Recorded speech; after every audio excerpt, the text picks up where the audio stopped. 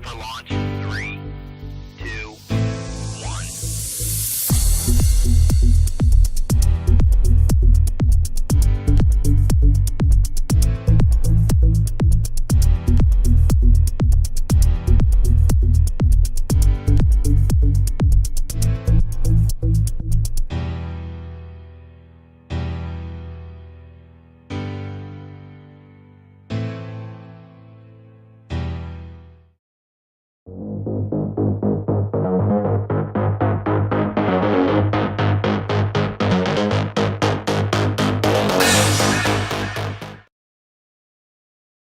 This is Mark Pukita. I'm at an event in Ashland, and I've only got a few minutes, but this is maybe the most important video that you watch today, the most important message you get today. It is urgent that we take over the Ohio Republican Party by getting citizen candidates elected to state central committee. The deadline to get petitions in is February 2nd. Watch and listen and read the things that we'll be posting today and over the weekend. This is urgent. You need to get up and you need to decide to run for state central committee.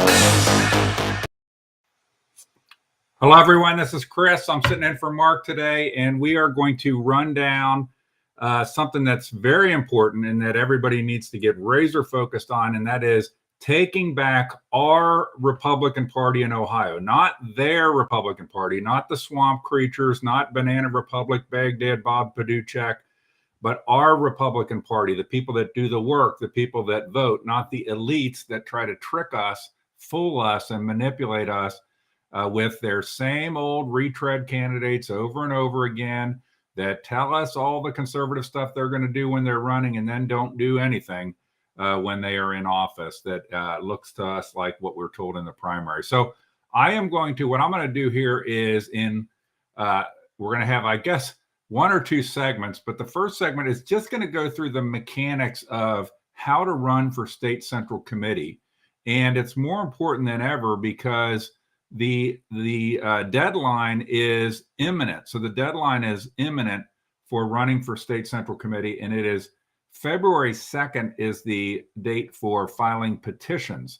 And we're going to talk all through the process and what's involved. It's very simple, but we wanted to make sure that everybody knew how to do it. And you might say, Chris, why didn't we do this sooner? Well, we've done it several times on Truth Bomb live streams where we've talked about how to run for state central committee. And this time I'm just going to go a little more mechanical on it. But there's also some events that have taken place that have had an effect. And some of you, if you're my age, you might remember Fonzie jumping the shark. Anybody remember Fonzie jumping the shark? It's become known in pop culture. Some young people might not even know where the jump the shark moment phrase came from. But it's when Fonzie jumped a shark as part of Happy Days that marked the demise of the Happy Days series. And it's seen as being on a TV show when something so ridiculous happens in the show that it forever changes the viability of that show being able to be on TV. And so Fonzie jumping the shark was that moment. And I think that Bob Paduchek and his buddies in the ORP have taken the ORP up the ramp with Fonzie and jumped the shark. And they have set the seeds of the demise of this ongoing rigging of primaries by the Ohio Republican Party in their actions to lock people out of the meeting, to have secret candidate interviews, all of those things. Hey, but what the heck? Let's watch Fonzie jump in the shark before I get into it.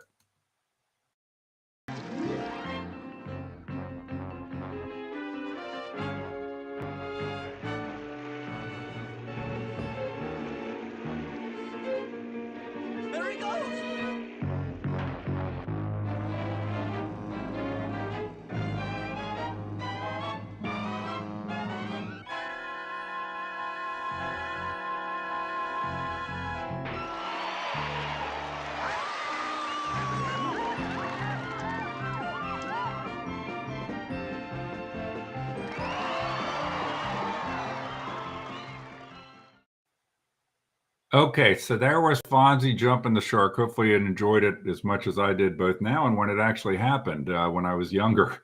So here's what's going on in the jump the shark moments. Right now, the swamp establishment, the Bob Paduchek type swamp ORP establishment, is doing everything they can to basically turn us into a communist state, a Politburo run state, and starting with dirty tricks. So, dirty tricks they're doing is they're putting candidates up against state central committee members to intentionally deceive voters. These people don't believe in democracy or republic. They believe in control and them controlling things. They are about as far off from our founders as we can imagine. So, this is an example. Mark Bainbridge, which, as we know, is an outspoken proponent for financial transparency and an audit and ethics in the ORP, is being targeted. But they don't just get targeted with somebody challenging them, like what we think of as being an honest election. They get targeted with dirty tricks. And look at this. So Mark Bainbridge is supposedly, from what I've been told, now being challenged by somebody whose name is Brian Bainbridge. This is how these people work. We'll go out and get somebody with the same last name to confuse the voters. And we'll have another person that has a very simple ballot name, Josh Brown. So we'll split up this vote so we can make sure that Mark Bainbridge gets out of office. We'll do everything we can to keep that from happening, but it just shows you the mentality of these people. They stand up there at a microphone like Bob Paduchek or Justin Biz and talk about how they want financial transparency. They're all about it. They tell the press that, and the lapdog press just eats it up. And that, while at the same time, what they're doing is trying to do dirty tricks to take people out of office that are the people that are working for financial transparency. So some other things that are jump the shark moments is that are a panel of about, I think, 18 people secretly interviewed candidates for endorsement. It should have been live streamed, should have been online.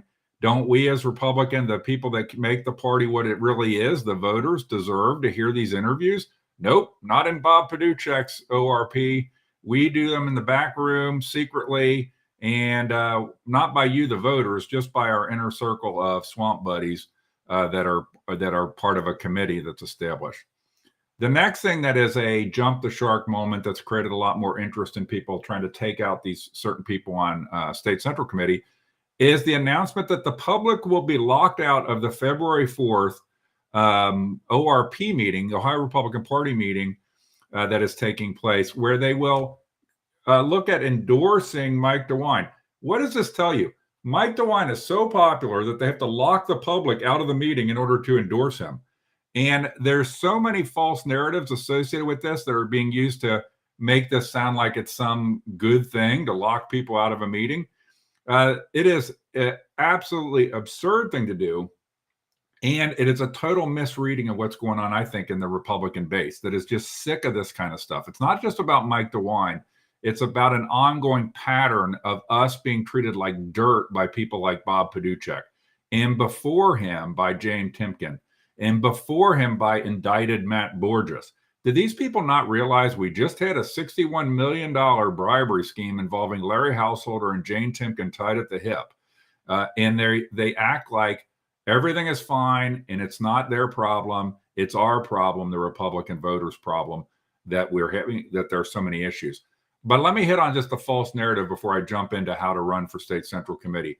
This is from a Cleveland Plain Dealer article by Andrew Tobias, who can write better than this and could actually go and get all sides to a story, but apparently he's too busy to do that. Just takes a quote from Justin Biz, the ORP executive director.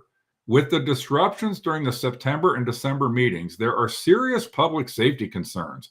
At the December meeting, several people received a lawful order from Delaware Sheriff's deputies to leave the meeting, and they refused. Public attendees do not have a right to participate in and disrupt our meetings. Well, this is a bullshit narrative. Some of you that were at this meeting, this is a false January 6th Democrat-alike type narrative. Let me say that again. This is a false January 6th type Democrat-alike type narrative that apparently Justin Biz and Bob Paduchek are pretty comfortable with this kind of narrative. First off, you can watch. I'm not going to go in deep on this, but Mark Pukita recorded the meeting from two angles, and the meeting is online. This disruption that is alleged You don't find it in the actual videos of the meeting. But never mind, the kind of like Nancy Pelosi's January 6th committee, we've made a determination, and it doesn't matter what evidence shows, because we already know what the answer is.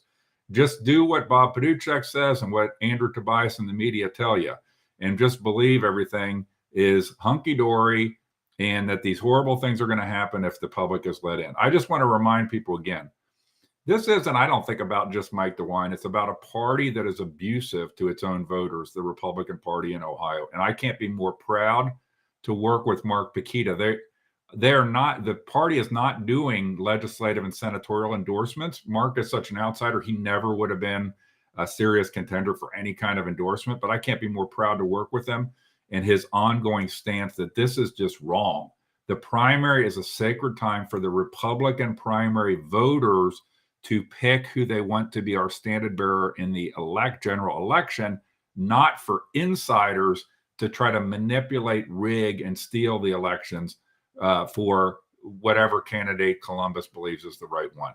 So this is all just a little set up to jump the shark moment. Jump the shark moment. I think Bob Paduchek will be known as the jump the shark ORP chair after a history of lackluster ORP chairs in terms of getting things done that we want done in Ohio or we need done and that the base works for. So with all that, let's talk about running for State Central Committee. We need people to run. A lot of people are contacting us now about running because they're so fed up with this. It's very easy. You only have until next Wednesday to get your petitions in, but they're very easy to do. And I'm going to talk about, I'm going to start by, I will go in more detail at the back end of this, but that Mark has been relentless in his focus on, we have got to get citizen candidates and people that bring skills to the table to run for State Central Committee, hopefully take out these swamp rhinos that would lock you out of their own meetings and take back our party. So he has a 4-point platform. If you agree with this 4-point platform, you file to run, you tell him about it. He will help. He will provide a donation to your campaign to help you be a reformer on the Ohio Republican Party State Central Committee. The 4 things that Mark stands for is ending primary endorsement is 1. Ending secret voting, to have on-the-record roll call voting. I haven't mentioned that. They try to do secret voting and balloting. Start annual audits of the ORP books and live stream meetings. Hey, we already got one, because when they lock people out of the meeting, they're going to live stream it. So those are the 4 things.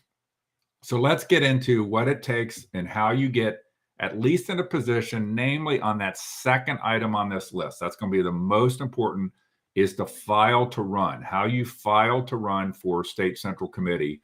And I'll cover some of the other things a little bit at the back, and I'll also cover February 4th, which, by the way, Bob can lock us out, but we have a separate room booked specifically for you to come and patriots to come, and we can watch the live stream together in there and hear speakers about the need for reform in the Ohio Republican Party. Okay, so let's get into how to file to run for State Central Committee.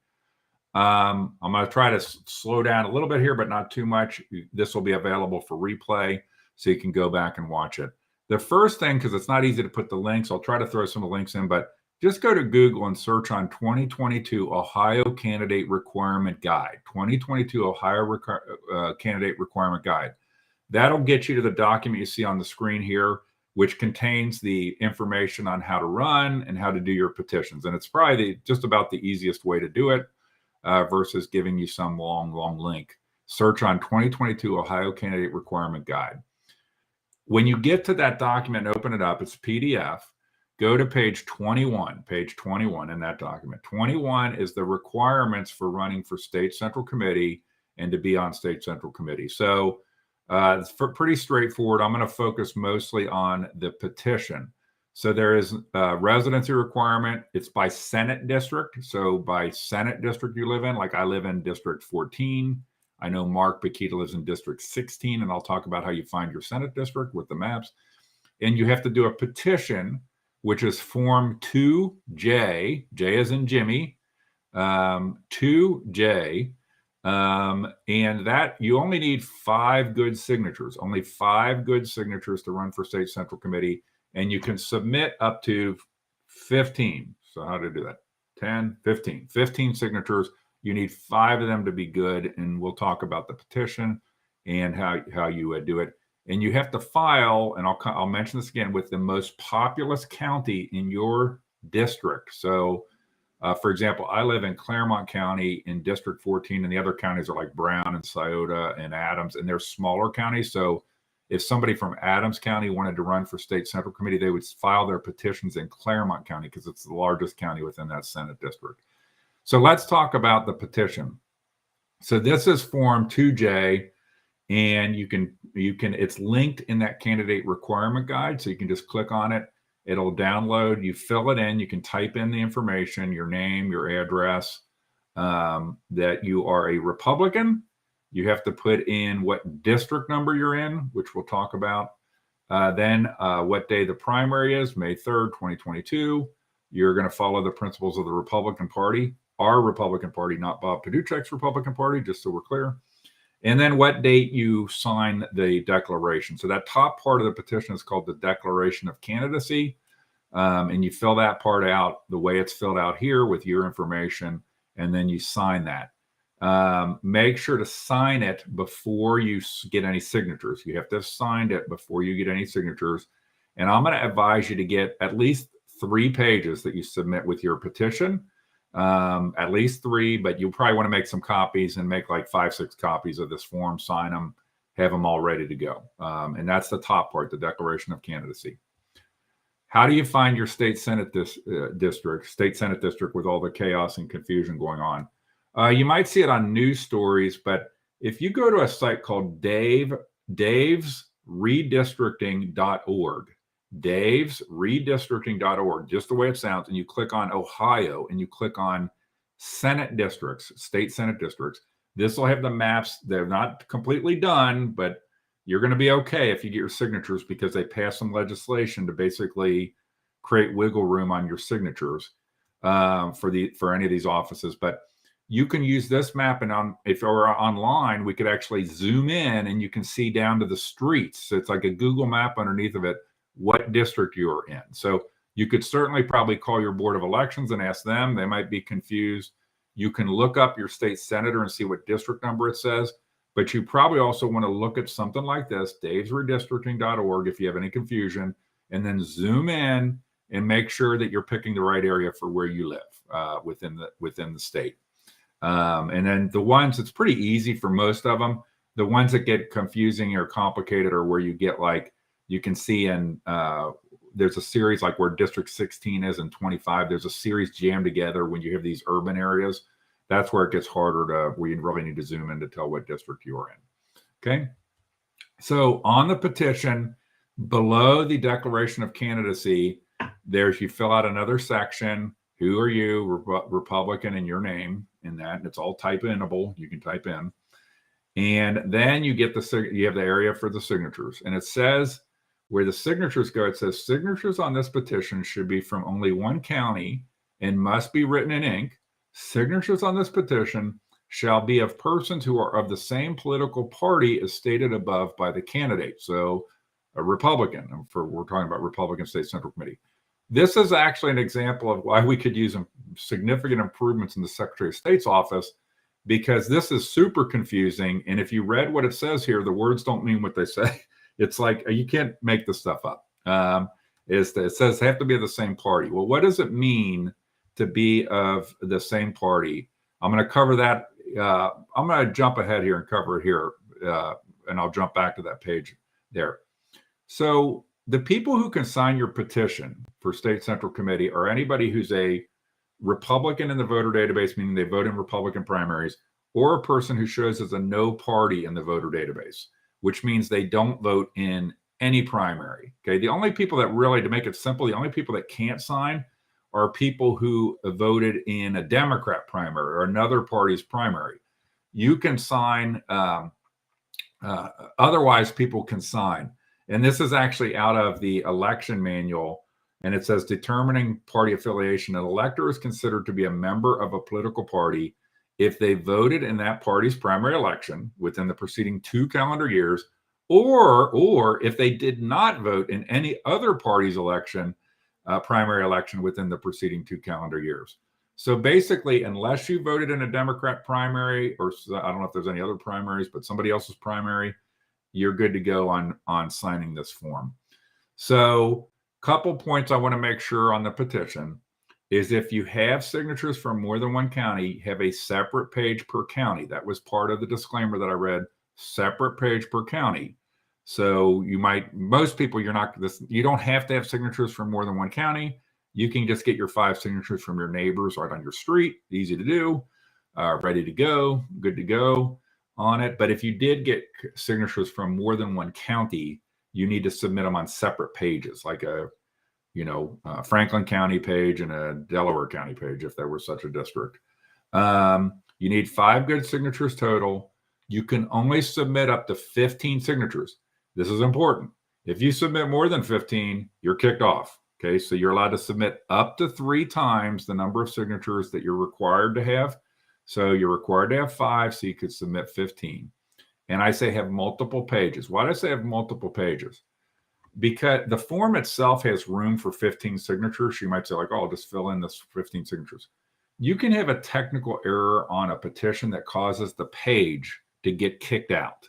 Like, let's say you forgot to sign a page and that causes it to get kicked out. Or you messed up the circulator statement, which we'll talk about in a second.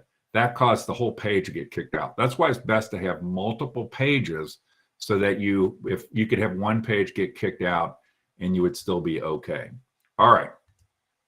So the last part of the petition after the signatures themselves is the circulator statement. And the very end, and you do that last, and then you print in the name of the circulator, Republican Party, and remember the definition of Republican is you voted in the Republican primary or you did not vote in the Republican and another party's primary in the last 2 years. And then you put down a number here, and that's the number of signatures that you captured on the form. So I'm going to flip back up a couple pages here. You see they're numbered 1, 2, 3 for the signatures here. And this is saying, how many signatures were there? So when you do a petition, you write in that the number of signatures. If somebody messes up a line on your petition, you can just cross it out, and just don't add that line in. Just don't add that line in. Generally speaking, I say if you're uncertain on a line, just leave it and count it in the total, and the Board of Elections will figure out if that's not a valid person or valid line. That won't cause you to get kicked off. You can get kicked off. A page can get thrown out because the number here is not correct. Like you put the wrong number because it's saying, I am the circulator of the foregoing petition containing signatures, blank signatures, that I witnessed the affixing of every signature. So when you put if the number's wrong, you can get your petition page kicked out. There has been recent case law that I found out because of one of Mark's volunteers telling me, is some recent case law that if that number's wrong, they really can't kick you off, but historically they have. So you better to just get it right so you don't have to deal with, some Board of Elections is following the old procedure and kicks the page out, and that has an effect on you. Then you have to go through a whole process to get it resolved in a hearing, and it'd be better just to get it right in the first place. Then down at the bottom, you put the circulator signs it, and where they're from, and they fill out their information down there. If you are circulating, so there's most of the time for State Central Committee, if you're the candidate, you're probably going to be circulating your own petition. So you're going to be getting your buddies to sign it, your friends to sign it. You need to make sure that you witness every signature. You cannot sign a petition that you're the circulator for. So if you're the person who's the circulator, your name is not one of the names that should sign it. Make sure the count is correct, and it needs to be submitted by 4 p.m. on February 2nd at the most populous county in your district. So the most populous county in your state Senate district is where it gets submitted. And so if you have somebody else circulate a petition for you, make sure that they follow these same rules. But you might want to have, if you're married, you could have your spouse sign a page, and be the circulator, and you sign the page they're circulating. So that's the way to get your signature, because since you can't sign your own page, you have like your spouse or a friend do a page that you can sign in there. You can submit, if you wanted to, I guess you could submit 15 pages with one signature each. I just recommend that you submit 3 pages. Submit at least 3 pages if you can, and just spread your signatures across them, so that if a page has an issue and it gets tossed, you're likely to still be able to be on the ballot with the other pages that don't get tossed, if that's the situation that takes place. All right. That was a lot of information that on one hand, it was a lot of information, and on the other hand, it is not. And what I'm going to do is, I see that there's comments people have put. What I'm going to do is, I'm not good at looking at comments and talking. So what I'll do is, before we get done here, I will look at the comments and see if there were specific questions as to the process that I went through, and I'll throw those up on the screen and address any questions. I want to make sure that people get questions addressed as to how to do this properly. So back to Mark. So if you agree with his 4-point platform, and ORP primary endorsement, and secret voting in ORP meetings, start annual audits of the ORP and live stream the meetings, and you file to run, and you're the first person in your district to file to run, Mark will help you out on your campaign. So and that alerts him. So you send a note to info@markforohio.com to get involved with that. And then Mark is going to look at races and decide other races, specific races, to fund much more than just the $250, which will also include help with mailers and other activities to try to make sure we can take back this swamp ORP State Central Committee. One thing I think I might have failed to mention, and you talk about it so much, sometimes you forget to mention things. I just want to make sure that everybody's aware. There are 66 members of the State Central Committee, 33 women, 33 men. There are 33 Senate districts in Ohio. There is 1 woman and 1 man State Central Committee member for every Senate district. So that's how you get 66.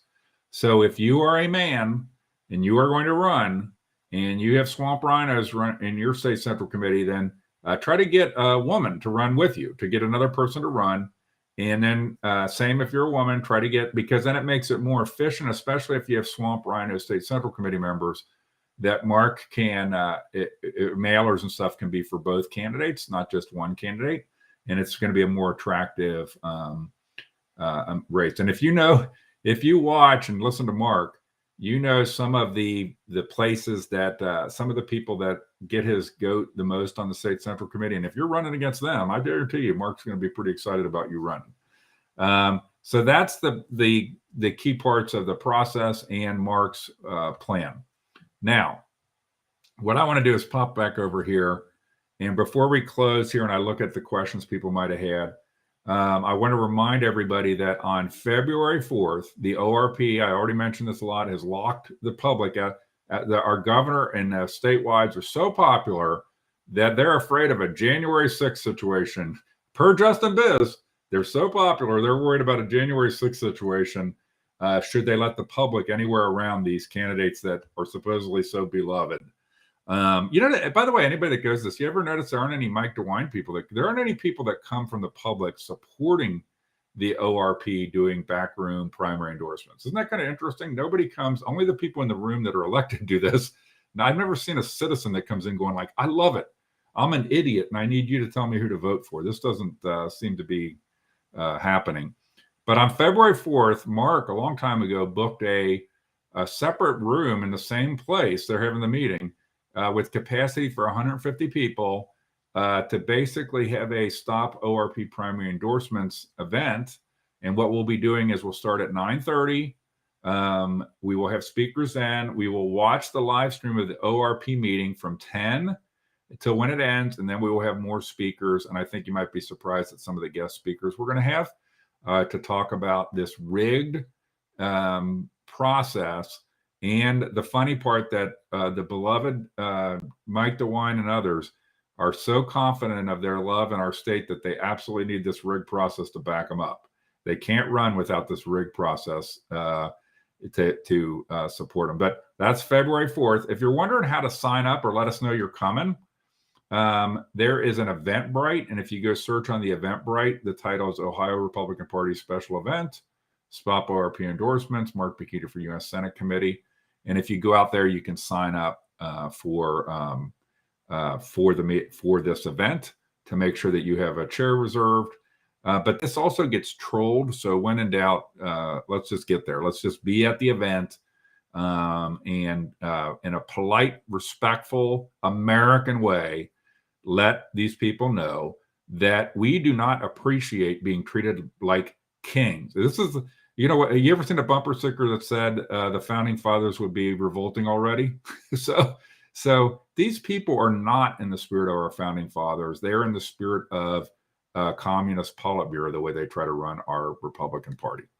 Okay, so those are the main things that I wanted to cover on the process. And let me take this off the screen. And what I'm going to do is I'm going to look here. It's on the other side of my screen. So I'm going to look over here and see if there's any questions that people had that I didn't answer. So I will, and I'm going to go right down the list here. So 7 days, is it 7 days, Antonia? So I'd have to do the math, but the petitions are due at the most populous county by the 4th, by 4 p.m. on Wednesday, February 2nd, which is next week. Okay, so do you have the number of signatures needed to get on the ballot for Senate? So we were talking about State Central Committee here. To get on the ballot for Senate is 50 signatures. So 50 signatures, but that same candidate requirement guide that I directed you to, I said to go to page 21, I believe. But if you go to look at the table of contents, it has the requirements for every office. And pretty much every office is 50 signatures, except for the statewide offices that are 1,000 signatures, like for Senate and things like that. All right. So, okay. So somebody asked this question here. I was going to run, but I don't have an 11 by 14 printer. I don't even have a printer. Why can't this online? Well, obviously, people can't sign a petition online. So it's not so these have to be, we have to have election integrity on this. You can print the 8.5 by 14 forms on 8.5 by 11 paper.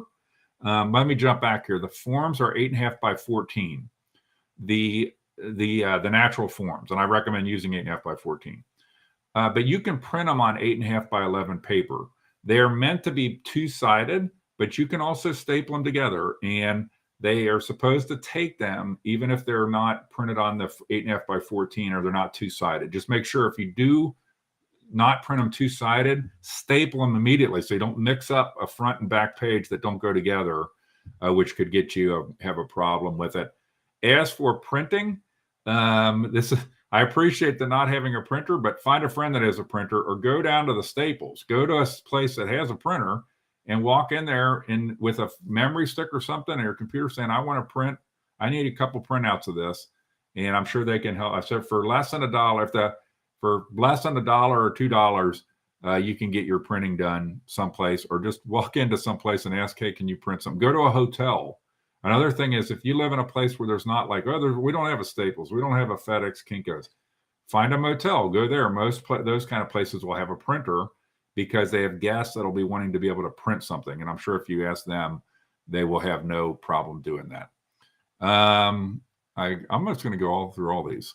Okay, I agree they've jumped the shark. We can't even get state media coverage. The state media is so in the tank for these guys. They just go with that narrative of, there was some sort of insurrection in December. Those of us that were there know that was a setup on the part of Bob Pukita. There was no thing. And it acts like, well, people wouldn't leave. Well, that's also baloney that people wouldn't leave. They never did anything to really push people out or anything. But here's the other issue they had that people are hiding is that their bylaws state that they have to be open to the public. So they weren't going to go on with the meeting after they kicked the people out anyway. So they were just trying to make a narrative that they had to stop the meeting. So, I'm going to skip Jacob's one column here, and filing on Monday is good. Okay.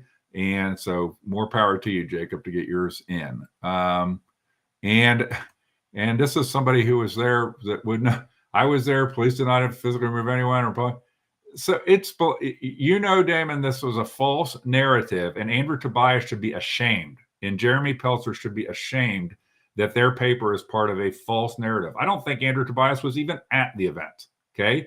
And so to write this, to just accept this Justin Biz nonsense. But let's remember this. Our party leaders are so afraid of their base that they are trying to have the ghost of the January 6th thing towards the Republicans in Ohio. Okay. Towards the Republicans in Ohio. So let's go. Let me keep going down here. And so Mary shared a bunch of links here that people can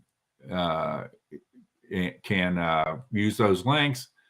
And then Antonio has a thing that sent it. So most, if people don't understand what I was saying, is most populous means this, the county in your Senate district that has the most people that live in it, that's the most populous, and that's where you need to file your state central committee petition. And so the Senate district map, who knows, but they passed a law that basically says signatures are going to count, and it got passed with it's a whole different discussion we're going to have on supermajority, which means it'll take effect immediately. Normally laws don't take effect for 90 days. But if to the map as it is now, or probably even your current district number, if you file under that, you're probably going to be fine, because they put like passed a thing because the actual legislator people have problems with their petitions because of these things, because of changing district lines and so forth. So I might keep going here, and maybe this was about the state Senate. So 50 is required for state Senate, 150 max. And you can look at most all the positions are that. On those, be sure to look at look at that candidate requirement guide, and it has the information in the candidate requirement guide, for each of those offices. And there's actually clickers, and you can jump to the requirements, and it actually then has links to each of the different petitions that are required. I will mention here as a side note, if you're running for county central committee, so county central committee is a different thing. That would also have a February 2nd filing deadline. I have not talked about county central committee. It's actually page 22 of that same candidate requirement guide that I directed you to.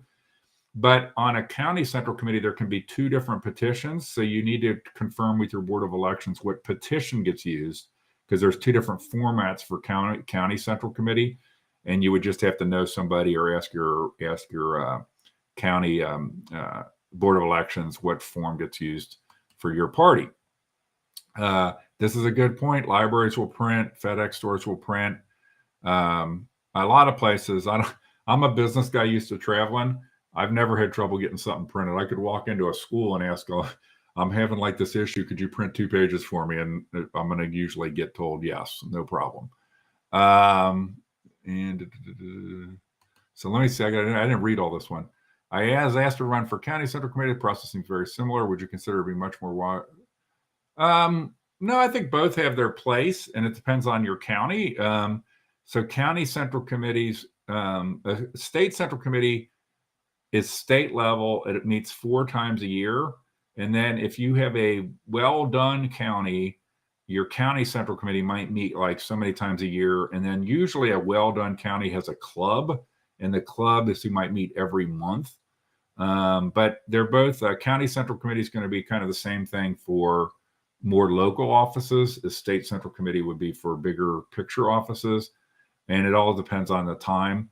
The key thing is that with state central committee is there's 88 different counties, and they range from well done to horribly swamp counties. We know the ORP state central committee is swamp, and if it gets upended, it'll have a cascading effect, I think, on the counties. Many of the counties are moving towards no endorsements and primaries because it just rigs. There's a lot of bad behavior comes out of no endorsements. Okay. And then I don't know, I'm going to put this one up here, but you can run for both state central committee and county central committee. They're 2 different things. It's 2 different places on the ballot that you show up, and you can be in both offices. In fact, came up earlier is you can run for other things and run for county and state central committee. You might know that there's people that are on your county central committee that are in elected offices. The ORP state central committee in their bylaws, which they routinely ignore, like when they kicked the malcontents off committees, when they don't allow roll call voting, which there's nothing in their rules that would preclude doing. They now they're going to violate that. They specifically say they have to be a public meeting. And in Ohio, a public meeting means you're allowed in the room. That's what a public meeting in Ohio means. They just ignore their bylaws. There are some rules in their bylaws about certain offices you can't hold. You're not supposed to hold while on state central committee. And they are not constitutional and they're not legal. They've just never been challenged. So do not hesitate to run for state central committee. And I want to throw in something else here is when in doubt, submit. When in doubt, submit. Even if you think like, oh, I have a malcontent that represents me, or I have this, submit. Why? And is if you will get submitted and then you decide, like in my county, they would say up to a month that you don't want to run. I changed my mind. I don't want to run. Your name isn't even on the ballot. Your name isn't even on the ballot. So you can submit. And then after you've submitted, based on who else submitted, say, oh, no, I don't want to do it. Pull my petitions. And your name doesn't get on the ballot. And even after typically 30 days, you could still say, I don't want to run. And if you've ever voted, when you've gone into vote, and they might have in that case, your name would be on the ballot, but they're going to have a thing in the voting booth saying, John Doe is not running. They withdrew from the race. But you can submit, and then always, if you say like, oh no, I got like some good people running, you can go and always have your name pulled off the ballot before it's ever even printed. And why do I say also submit? I'm going to throw it back up here because of this dirty trick type stuff. So other people, the state central, the politicos like do these dirty trick things like what's happening in Mark Bainbridge's district. I'm told. So just file. You can always drop off, but just see the lay of the land. We need to get people to make sure that they don't think, lackadaisically that, oh no, I heard my malcontent person's going to run, or because you always have like, what would happen in this scenario? Let me give you an example here. What would happen if this Mark Bainbridge deal, where they're trying to basically fool the voters in the great spirit of a communist party? What if he had a problem on his petition? So he had filed and he gets booted off the ballot because he has a petition issue and nobody else that was a good guy had filed. So it's better to have more people file because you can always pull your name off. But, you have this risk that you do have people get dropped off ballots for issues with their signatures or issues with their petitions, or they didn't sign something correctly or this and that and the other thing. So that is, the something to consider. And when in doubt, file. Just file. It's not that hard. You can get it printed out. It's, we're Americans. We can figure out how to get a form printed out and get five good signatures to up to 15 maximum. This is not, if this is all we have to do to defend our freedoms and our future, when we look at the sacrifices that other people have made to buy us our freedoms and our future, this ain't nothing. This ain't nothing to go get 5 signatures. It won't even take that long. And it'll demystify the process for you some. And then the next thing that you can do is you might get all whipped up. Hey, I could run for a regular office and I could run for some other office where I need 50 signatures or where I can get 150. And then all of a sudden you start to really, get involved. And by the way, the insiders, they don't want you to get involved. They don't want you to get involved. They want you to just vote the way you are told and not get involved. And and I don't know why the background isn't there. So I don't know the background wasn't there. So I'm going to restart and do it with the background properly there. I'm joking. So, hey, that is the gist. I think I answered all the questions in the chat. And hopefully, and as Antonio says here, and I'll end up with this is, here's what we got to do is just do it. Just go out there, get your petitions this weekend. It's not that hard. We can take back our Republican Party in Ohio. And if we take it back, we might actually be governed like a Republican conservative state versus what happens now where we're kind of not that distinguishable from a Democrat-run state, because we get people in there that don't in any way govern like Ron DeSantis.